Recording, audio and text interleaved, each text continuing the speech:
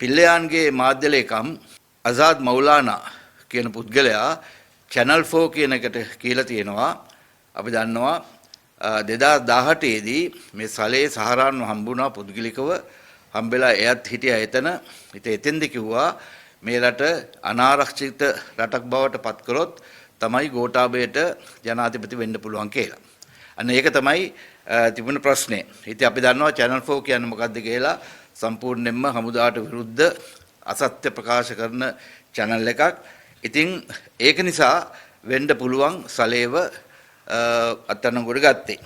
නමුත් අත් වශයෙන්ම අපි කියන්න ඕනේ සුරේෂ් සලේ කියන ඒ හමුදා බුද්ධි නිලධාරියා 2016 දෙසැම්බර් ඉඳන් 2018 දෙසැම්බර් වෙනකන් හිටියේ මැලේසියාවේ මහ කොමසාරිස් කාර්යාලයේ තමයි සේවය කළේ. ඊට පස්සේ 2019 ජනවාරි 3 වෙනිදා ඉඳන් 2019 දෙසැම්බර් වෙනකන් හිටියේ ඉන්දියාවේ නැෂනල් ඩිෆෙන්ස් කොලෙජ් නැත්නම් ජාතික ආරක්ෂක පීඨයේ තමයි හිටියේ. ඒ කියන්නේ ලංකාවේ හිටියෙම නැහැ. ඒතකොට ලංකාවේ හිටියේ නැත්නම් කොහොමද සලේ මේ සහරාන් හම්බෙන්න ලංකාවට ආව කියන එක තමයි ප්‍රශ්නේ.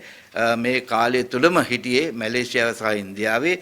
කවුරු හරි හිතනවා නම් බෝට්ටුවකින් ඇවිල්ලා හොරෙන් ඇවිල්ලා ගියයි කියලා. ඉතින් ඒකින්ද ඒ වගේ බුද්ධි මට්ටමක් තියෙන ජනතාව මං හිතන්නේ ලංකාවේ ඉඳී කියලා. ඒ වගේම තමයි මෞලානා ඉදිරියේ සාකච්ඡා ගන්නව නම් සාකච්ඡා කරන්න ඕනෙත් නැහැ. මොකද අද තියෙන තාක්ෂණය අනුව ඕනේ වෙලාවක සාරාන් එක්ක එතුමාට සාකච්ඡා ගන්න තිබ්බා.